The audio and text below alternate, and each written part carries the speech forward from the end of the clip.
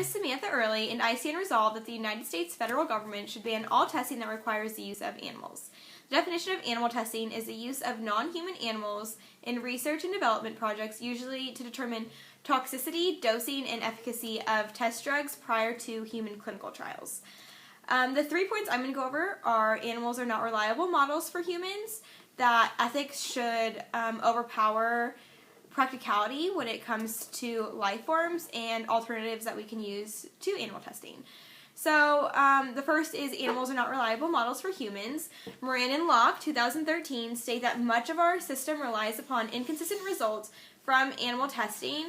Policymakers have been slow to update the laws that govern chemical safety and to modernize the tests required by these laws. There's a lot of physical and physiological differences between animals and humans, and just because something works or a drug works or doesn't work for a chimpanzee does not necessarily mean that it will have the same effect on a human, which could potentially be dangerous to human life as well. If a drug tests well on a chimpanzee and it ends up killing a person or a few people because of the differences.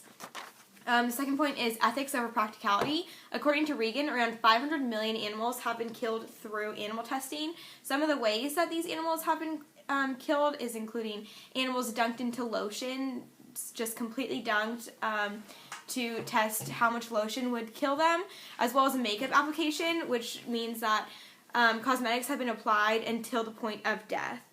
At least 10% of these animals receive no painkillers. That means 10% of these animals suffer through the application until death. This brings up the ethical issue of animal rights. Animals are obviously not able to consent to this, and if they can't consent and they're not compensated or benefiting from most of these tests in any ways, how is it ethical to go forward and do this? This belief is anthropocentrism, which is beings are the most central, significant species on the planet, and that humans feel in order to keep themselves healthy that it's okay if animals die and animals are killed because of it. Animals can't consent, neither can children, small children, or comatose patients. They can't give us verbal okays to test on them. So would it be ethical if we went and tested on these people because they can't say no, or it's comparable to animal testing. These animals have brains, they feel what happens to them, and we don't think it's logical to test on humans that can't give consent. So how is it logically ethical to test on animals that can't give consent? It shows that humans have a belief that they are above every other species and that not all life is worthy of equal respect. And there are also alternatives.